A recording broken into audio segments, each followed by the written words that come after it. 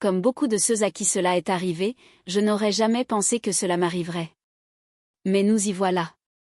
Sarah et moi, nous sommes rencontrés au cours de sa première année d'université. Nous vivions dans le même bâtiment et nous nous sommes rencontrés plus tard. Nous avons découvert que nous vivions à 2 villes l'une de l'autre, alors quand nous rentrions à la maison, je l'emmenais avec moi. Cela n'ajoutait qu'une vingtaine de minutes au trajet, ce n'était donc pas très important. Après plusieurs voyages et du temps passé ensemble à l'école, nous avons commencé à sortir ensemble. J'ai une famille dont je suis très proche et elle aussi, alors nous avons immédiatement informé nos familles respectives. J'avais déjà rencontré la sienne plusieurs fois lorsque je la laissais à la maison, mais cela n'avait jamais été plus qu'une simple salutation et un échange de politesse. Nos 2 familles se sont accueillies à bras ouverts et notre relation s'est développée. J'avais 1 an d'avance, alors quand j'ai obtenu mon diplôme, je suis rentrée à la maison où l'on m'a offert un bon emploi avec un bon salaire. Je lui rendais visite à l'école chaque fois que je le pouvais et lorsqu'elle rentrait à la maison, nous prenions toujours le temps d'être ensemble. Après avoir obtenu son diplôme, elle a emménagé avec moi car nous travaillions toutes les 2 dans la ville près de laquelle nous avons grandi. De plus, elle s'est vue offrir un poste dans l'entreprise où elle travaille aujourd'hui, avec un excellent salaire. Après environ 3 ans de vie commune, je l'ai demandé en mariage et depuis lors, nous préparons notre mariage. Passons maintenant à la partie que vous êtes tous en train de lire, le jour où j'ai appris la nouvelle. C'était un jour comme les autres. Sarah était en congé le jeudi, elle avait donc préparé le petit déjeuner pour nous 2. Quand je suis partie au travail, elle m'a embrassée et m'a dit de passer une bonne journée. Sur le chemin du travail, je me suis rendu compte que j'avais oublié des papiers dont j'avais besoin pour une réunion à 15 heures. J'ai haussé les épaules et je me suis dit que je rentrerais à la maison pour le déjeuner afin de les récupérer. Sarah m'avait envoyé des textos toute la journée, parlant de toutes les choses aléatoires dont parlent les couples. Qu'est-ce que tu veux pour le dîner? J'ai fait la lessive, tu veux que je l'étende pour toi? Blabla. Je n'ai pas jugé nécessaire de lui envoyer un SMS pour lui dire que je rentrais à la maison pour le déjeuner. Alors, quand le moment est venu, j'ai quitté le travail et je suis rentrée chez moi. En arrivant à la maison, j'ai remarqué une voiture qui ressemblait à celle de mon père sur notre parking, mais je n'en ai rien pensé et je suis entrée dans notre immeuble. Lorsque j'ai ouvert la porte, je me suis retrouvée devant une scène de film où un homme rentre tôt à la maison et surprend sa femme en train de le tromper. Un cliché. Il y avait une traînée de vêtements, les siens et les siens, qui menaient à ma chambre, et le son de doux gémissements résonnait dans mon appartement. Je suis restée dans l'embrasure de la porte, en état de choc. Mon esprit était un mélange de colère, de tristesse et de dégoût. Mais si vous aviez été une mouche sur le mur, vous auriez vu ce qui ressemblait à une statue. Je ne pouvais pas bouger. Lorsque j'ai finalement repris mes esprits, sans savoir combien de temps cela avait duré, j'ai sorti mon téléphone pour enregistrer. J'ai ramassé tous les vêtements qui étaient par terre et je les ai jetés dans le couloir de l'immeuble. Puis, j'ai filmé la marche jusqu'à ma chambre. La porte était ouverte, je me suis arrêtée sur le seuil, j'ai filmé pendant environ 1 minute, puis j'ai allumé la lumière. Ils ont tous 2 sursauté à la lumière soudaine et m'ont regardé. À mon grand choc, c'était mon père qui était au lit avec elle.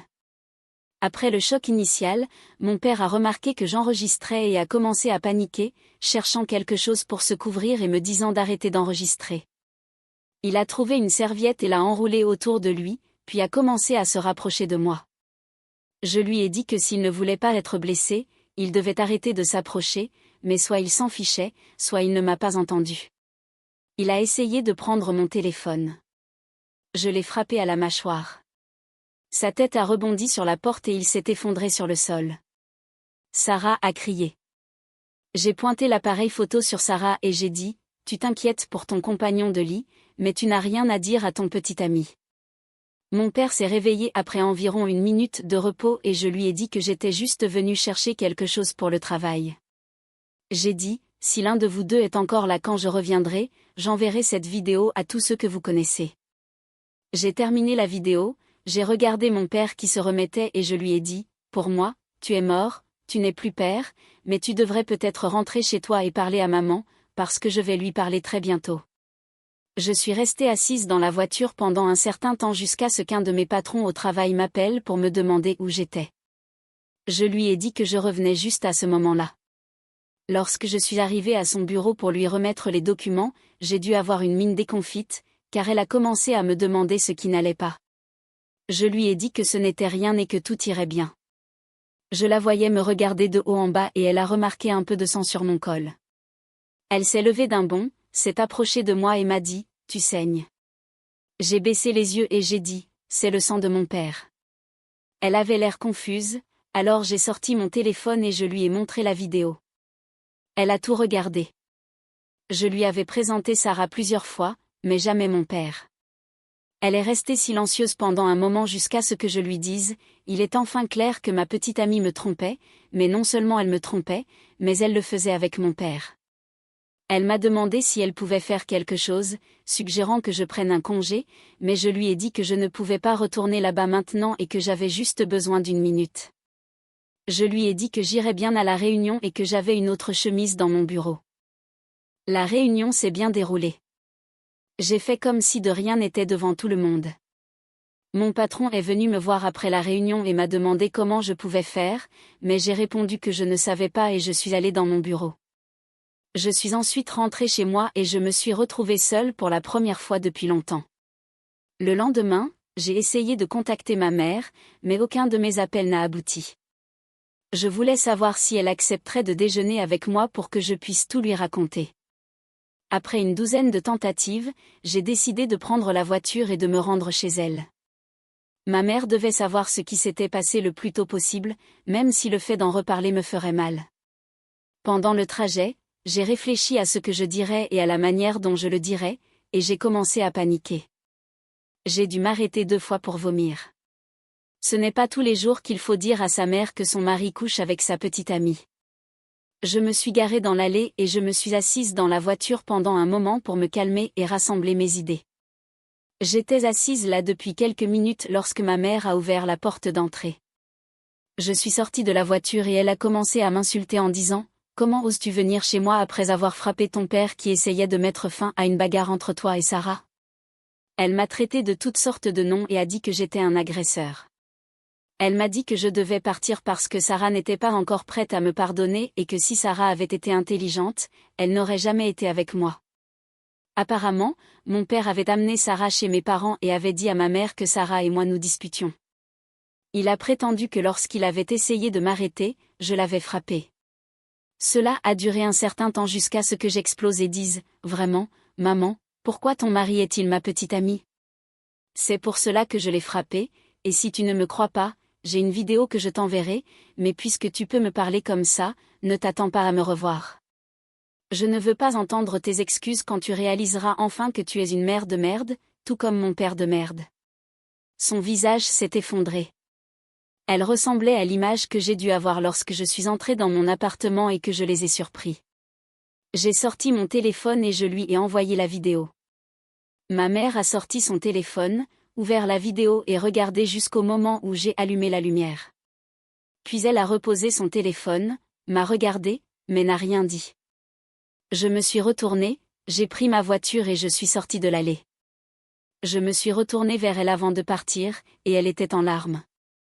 J'avais mal au cœur pour elle, mais trop de choses avaient été dites au cours de cette dispute pour que je puisse revenir en arrière et lui pardonner.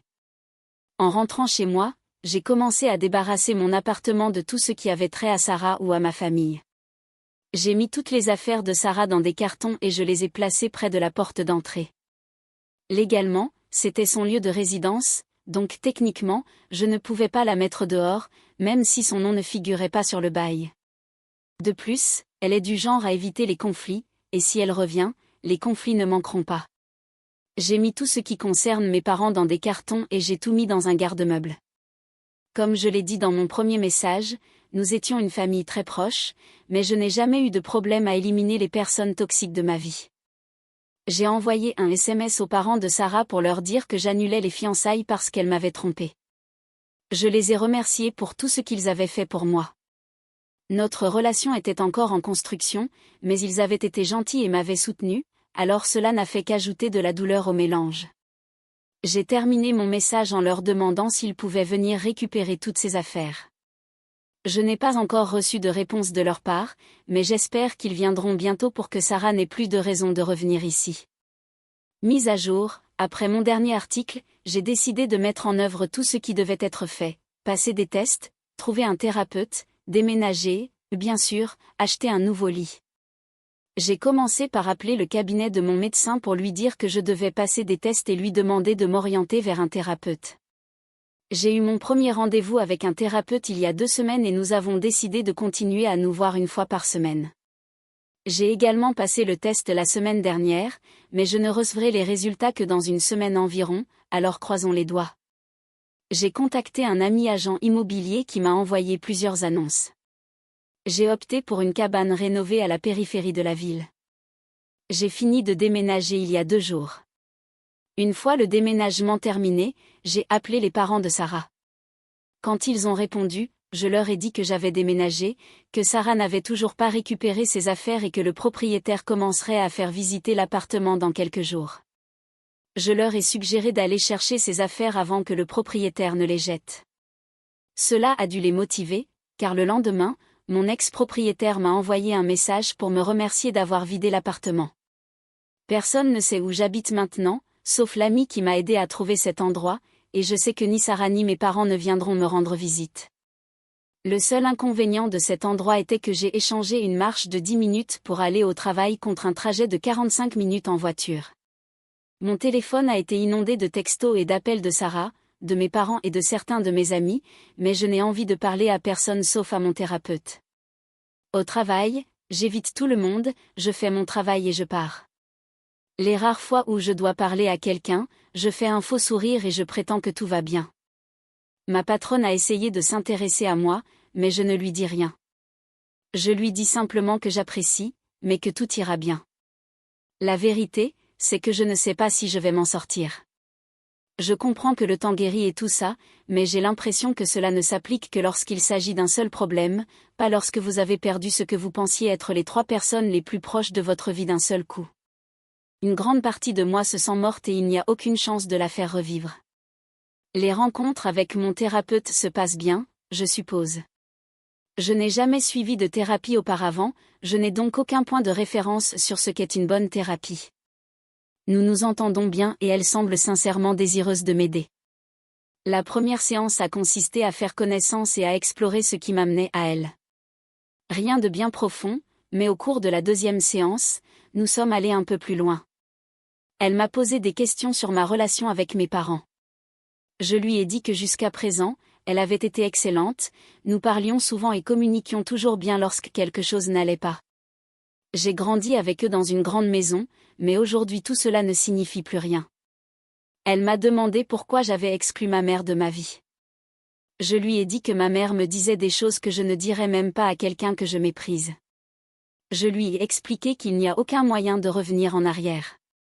À la fin de notre dernière séance, je lui ai donné le lien vers ma page ici pour qu'elle puisse en savoir plus sur ce que je ressens et ce qui se passe dans ma tête. J'ai l'impression qu'il est plus facile d'écrire les choses que de les dire. Alors si vous lisez ceci, bonjour Doc. Pour l'instant, je suis toujours malheureux. Je pensais que j'irais bien, pas nécessairement heureux, mais bien. Je sais que c'est en partie de ma faute si je ne communique pas avec mes amis, mais quand je pense à leur répondre, cela me semble tellement épuisant.